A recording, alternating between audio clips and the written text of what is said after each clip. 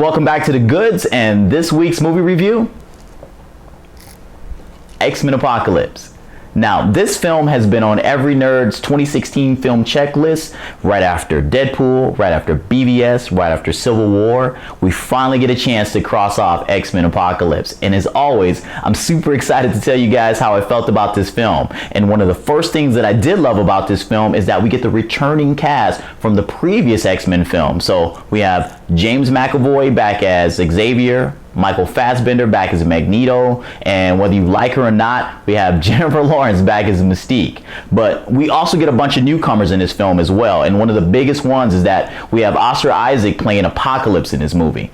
But then we also get Alexandra Shipp as Storm, Ben Hardy as Angel, and just for the fans, I guess, we finally get Psylocke in a film played by Olivia Munn. So I guess we complained about it so much they finally decided to appease us. But lastly, we also get Sophie Turner playing Jean Grey, so from her Game of Thrones fame. So I guess her red hair has gotten her another job. Good for her.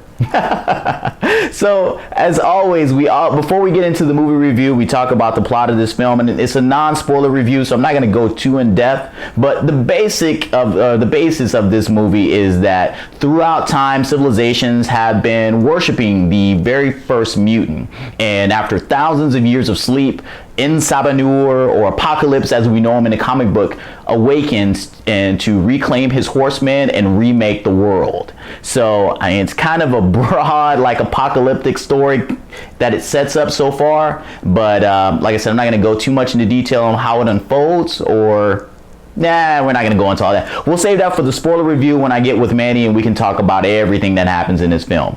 But we got to move on to what I liked and what I didn't like about this film, and the goods and the bads. So starting with the goods, the things that I loved about this movie.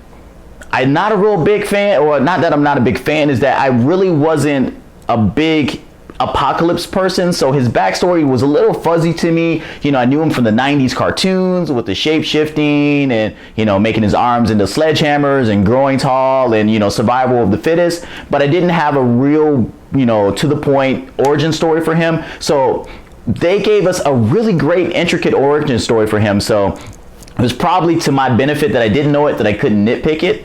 So I accepted what they gave me, and it was really entertaining, and it made sense for the story that they set up with him. Other things that I liked about this film is that I was trying to hold back on it, but the appearance of Wolverine in this film, his cameo, was super awesome. If you were one of those people who didn't like X-Men Origins, not me, because I do like X-Men Origins, but it will take some of the stuff that we had problems with in that film in regards to his character and just completely change it. Just leave it there. I'm not going to spoil it. You'll see it. You'll enjoy it when you see it. Other things that I loved about this film is that the costumes. We've been complaining to Bryan Singer for like forever about comic book costumes. We have to wait a little bit in this film, but towards the end, he finally decides to pay it off to us and says, yeah, I get it. Here you go. We still have to sit through some flight suits and some, we're going to wear all black, and it's not leather like we used to have in the old films, but they're trying, and they finally get there. Another thing that I really liked about this film is that in Apocalypse's backstory that they set up is that he transfers bodies from bodies, and he basically takes on other mutants' abilities. So one of the things that he wants in this film is the telepathy, so he can contact everybody. So it really makes Xavier an integral part of the plot of this film, because a lot of times in the X-Men movies he just kind of sits sideline, especially with Patrick Stewart playing him. He doesn't really do much. In these movies they've actually had him more active, and now that he's truly Xavier in the school, I thought they were going to just Patrick Stewart him and just push him to the side, but no, he was the key point, or the key focal point of the whole movie, which I really enjoyed about this film. The action was over the top, so I'm a big action person, so these were great things that I found in this film. I'm not going to go too far into it, because if I go too much into it, I'm really going to give a lot of spoilers, and like I said, I'll save it for a spoiler review. So with that being said, it brings on the bads. The things that I didn't like about this film.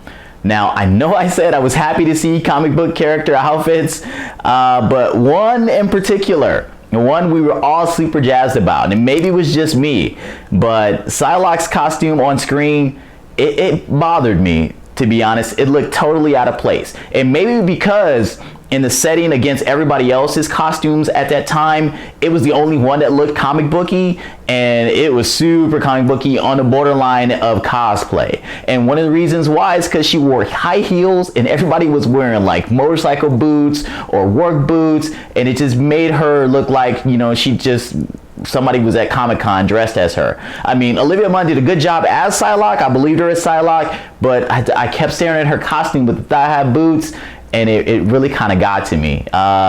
So I don't know. Send me your hate comments if you loved her costume. I just frankly didn't like the way it appeared on screen, and the trailers looked fine, but on screen it had some problems. Other things that I didn't like about this film is the Horseman. You know, Apocalypse gathers his horsemen in this movie, but when it got down to the fighting against the X-Men, they really came off kind of weak. And I know Apocalypse is the main focus of this film, so he has to be the big bad, he has to be the OP person, but I thought they could have done a little bit more with what they set up as far as these particular horsemen. Other things that I didn't like about this film, the CGI.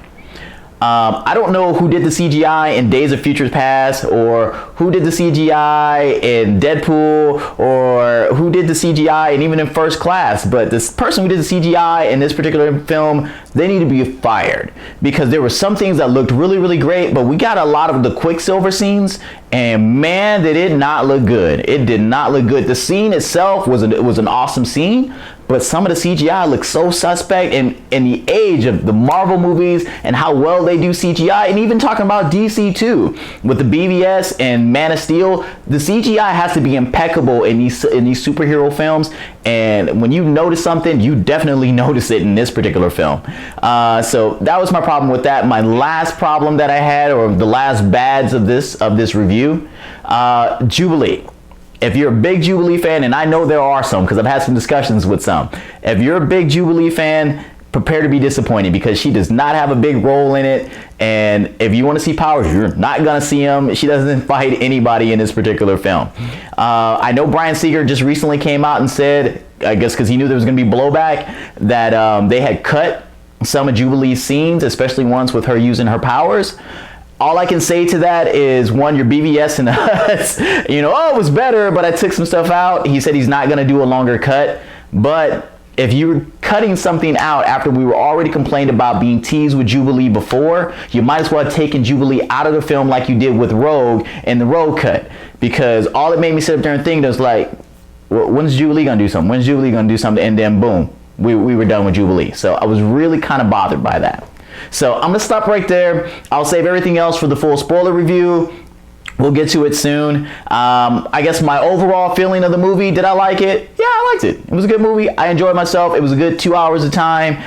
What would I rank the movie? What score would I get? If I have to give it a score, I'd probably say maybe 6, 7. I mean, truly, it's an average film. It's not the best X-Men film. We know Days of Future Past is the best X-Men film, or X2, if you want to debate about it. But it's not taking those off the top. I guess out of 6 X-Men movies, and this is going to sound really, really bad, but there's been a lot of good X-Men movies, it's number 5. I'm sorry, guys. It's number 5. But should you go see it? Yeah, go see it. I mean, if you're a comic book fan, you're definitely going to see it. I don't have to convince you to go see it. If you're a kid of the 90s that used to love the TV show, you're going to go see it. But if you just want to see an action film, yeah, go ahead and see it. If you need something to take the kids to, they'll enjoy it. Everybody will have a good time. Just don't expect award-winning stuff.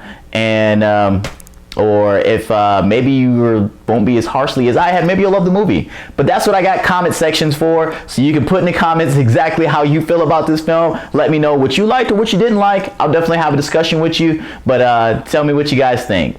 So that's pretty much all I got for this movie review. We'll do another one next week, and I'll figure out what I'll go see next week. I'll go see something, and I'll talk to you guys here about it. Take care.